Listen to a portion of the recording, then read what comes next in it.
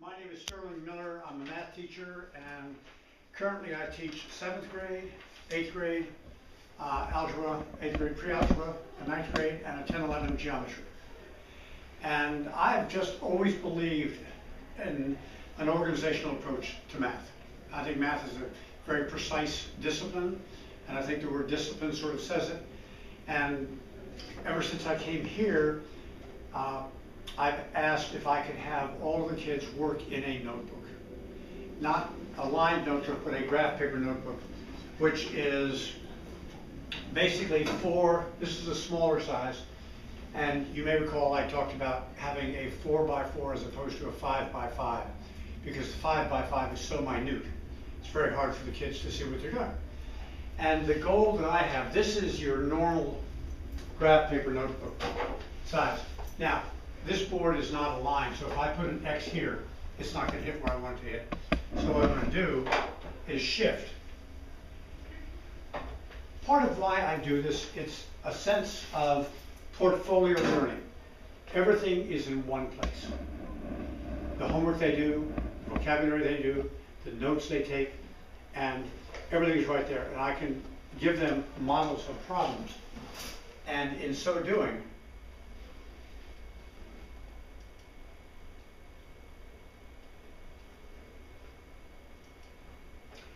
and this is actually a larger grid on here. And sometimes in class, depending on where we are or what we're doing, I may give them, I'll just pass these around, larger grids within which to work. Because sometimes kids at the 7th or 8th grade have difficulty forming their numbers. And I don't know if you ever look in notebooks and see numbers going like this, but if they can learn to get a guidepost, get a guideline in doing their numbers and understanding what it is to do columnar work, which I would use, they're going to be much better off. And it also, I think, has the advantage of there are no loose leaf papers flying around. So if they keep their notebook and they keep their study guide and intervention, which is one of our primary tools, they've got it all right there. Now, if I'm doing a problem per se, I'll start, lightly, and I'll say, okay, let's divide 36 into 487. Okay. If they're on a blank piece of paper, or it may be a lined piece of paper, as in college ruled, it may not give them the organization that they need in their brains, because their brains aren't fully developed in what I would call an organizational way to be precise. And as they get older, and I'll tell you what I'm looking for eventually. This happens to be one of my geometry students. And I hate to have out names and things like that, but my goal is to get them to really understand how to be precise in their work if they're doing a distance formula or whatever.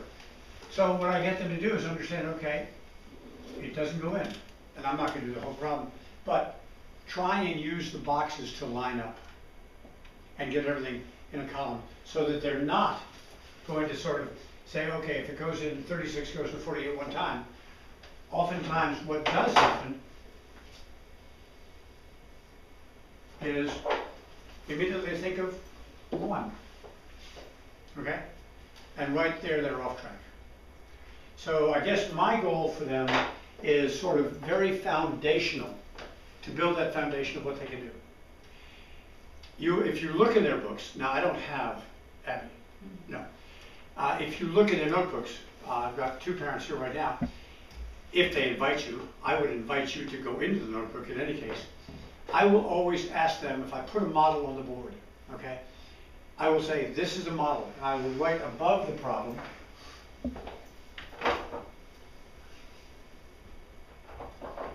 let's say that we're doing 3x plus 5 equals 18. Now, this is obviously a large grid. They're working in a smaller grid. However, sometimes when I give tests in some of my classes, I will say, you're doing fraction adding, you're doing division, you're doing this, you may want a bigger box to put the numbers in. As they mature, the box can become smaller because their brain is developmentally more appropriate for doing that. So if they do that, this is an example of a problem I'd have them do. They would subtract 5 from both sides, and they would be organized. I see some of the kids, well, they'll have it on a slant, and they won't comprehend, why am I getting it wrong? Now, it sounds really basic, but in fact, I think math is a basic understanding of how can you build a foundation. So if we do it that way, they will eventually bring this down. They will cancel. I actually try and get them, in a perfect world, to understand, put the equal sign where it is. Don't put it someplace else. And bring it down. Now, how does this translate to upper school math? Okay, I teach 7th and 8th grade, and 8th grade is algebra and pre-algebra, and 10 and 11 is geometry. Geometry is an overarching theory of geometry, shapes and things like this, angles, planes, lines, whatever it may be. But as soon as you set up the problem, it immediately drops down to algebra. Algebra is the way to solve a problem. And if they don't get this basic skill down, then they're struggling. Fortunately, we get to reteach that skill almost every year. So if I've had youngsters in geometry and we haven't gotten everything I wanted to be done, I know full well they're going to have it again when they revisit geometry, or visit geometry, they're going to revisit some of the algebraic principles. So it's foundational, step by step. Again, I believe it's a portfolio. Everything that you want your child to have is going to be right there. You should not have to be going through a loose leaf binder or a 3-subject notebook saying, well, here are the notes, here are the problems, and what's else over here. I will go through a lesson with them, and we'll model problems. They will never see a problem that hasn't been sort of facsimile modeled. Can I do every single problem? No. But I'll say, okay, this model is going to cover problems 1 through 5. And that model will be in that notebook. For problems 6 through 10, it may have a different model. Now, obviously, when you get to a particular problem, there could be a slight variation. And I call that the squirrely aspect of math. And I'll try and get that to them before they take it. So, anyway, that's what I do. I've got 2 of you who actually work on notebooks with the kids. I asked a couple of kids in my class, I said, does it help you having, and I wasn't forcing them to give the answer, I think it really does help them line up their numbers and be more systematized in what they're doing. And I'm pretty much a process-oriented math teacher. And they may start here and get to the right answer, but in between doesn't make any sense whatsoever. I am not going to give credit for that. Okay? I'm not going to immediately dumb them, but I am going to say, you know, you are going to have to really study and study the process so it makes sense. You're an engineer, correct? Okay? If something gets to your desk from somebody who works for you and it doesn't make sense, well, how'd you arrive at this? How can you back up your theory? Then it really is meaningless in a sense. And I don't want youngsters pulling random numbers out of the air, if I can. Now, questions you may have. That's a great idea. Well, I guess it's sort of an idiosyncrasy of mine that I like to do it. I've been doing it for not as long as I've taught math, but I eventually thought these kids aren't getting the organization they need. And I began to look for a graph notebook. And I believe it serves the children well. Is it the be-all, end-all? No. I mean, there are lots of different ways to approach a subject. I like to have everything sort of contained where they can go back. Again, in a perfect world, I would like them to always have the page number and the date that they're working on that. Now, we work at it every day. It's certainly not a perfect world situation. But the more they do that, then the more what their notebook becomes is a resource for them. I think Mrs. Spence was talking about foldables and different, floppies and things like that. They have it all right there. If they're willing to use it as a study tool, and as a parent, it's something I would take interest in because I think you can get to see, well, what's my child doing? Are they doodling in class? Or are they actually doing real problems that go start to finish in a sequentially logical way? Sure. Do you see any application for this in subjects other than math? I've taught English. I don't know, I really haven't given the thought. The only application I can say to it, organization. Organization, organization, and neatness. Mrs. Spence has her hand up. I think Not being controlling, you can speak.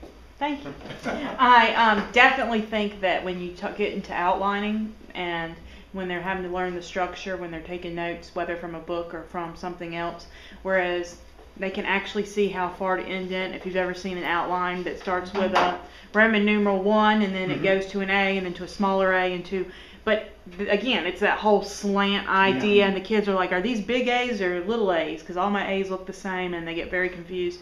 I can definitely see where it would be helpful to have that so that they knew how many boxes to go in, how many boxes to go out.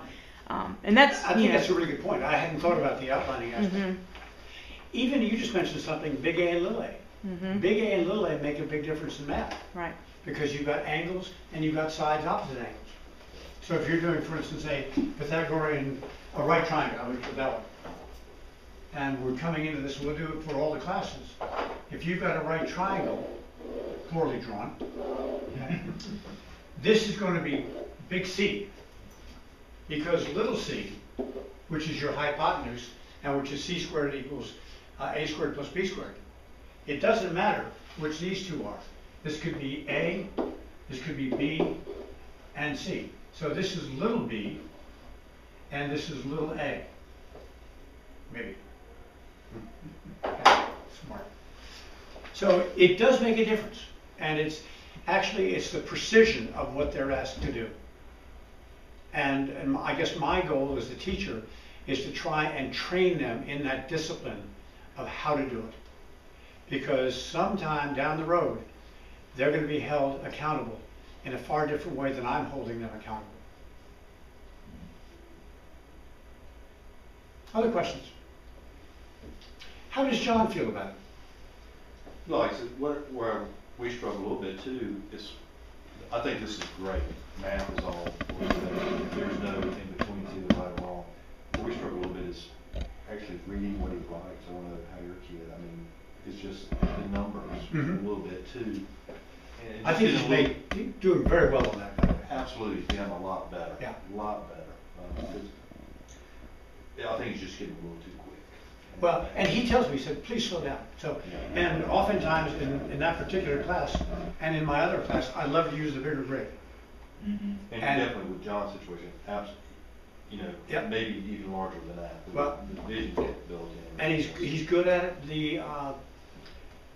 And as a math teacher, I don't hesitate. It sounds really severe to say, I can't read that. You got to rewrite it. Because the quickest way to make an error in math is to not form your numbers well. And when you're dealing with, so it's, I was thinking before developing this talk, which is, to me, it's very basic. It's not flashy. I'm meant to be down-to-earth practical in what I'm trying to do for math. You know, in the terms of how can they follow the process?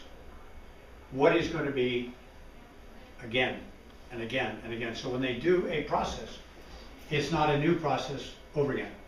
That being said, if something doesn't work for somebody, then it's my responsibility to try and find a process. Now, before you all came in, I talked about the backwards Z for adding fractions. It's a visual rubric of how to add. And the more they get used to that, it'll always come back to, it's a silly term.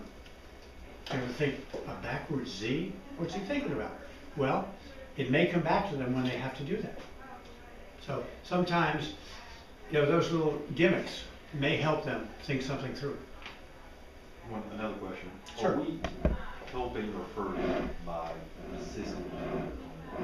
Is, you know, if they're bringing to you, you know, this is not right.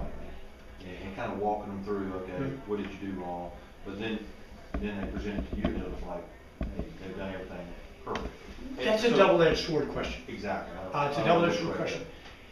I want the parents to be there and as helpful as can be. As a teacher for math, I would much prefer somebody to come in and say, I don't know. Exactly. That's what I would. That doesn't mean I don't want you involved. But if a student comes in with the answer right, and a lot of numbers on the page, and if I were to go give that student a quiz on that particular topic, and all of a sudden they're struggling, they don't know where the numbers are leading. Have you shut me off? No, I'm getting ready to. Okay. I'm waiting for you to take a breath. Okay. I have to look for why. What happened? Because the other aspect of what I'm teaching is, how did you get from the beginning of the problem to the end of the problem? If there's nothing in between, it doesn't give me an opportunity to sort of figure out what was going on in their brain. If it was perfectly done, great. But if it's not, I've got to diagnose where the situation is to sort of structure help for that situation. And that's what I'm trying to do. So I tell my kids, write down IDK, I don't know. And that gives me a launching pad. Say, okay, let's figure out why. What didn't stick yesterday that I've got to make stick today or tomorrow? And I don't want them to feel it's a one-day operation.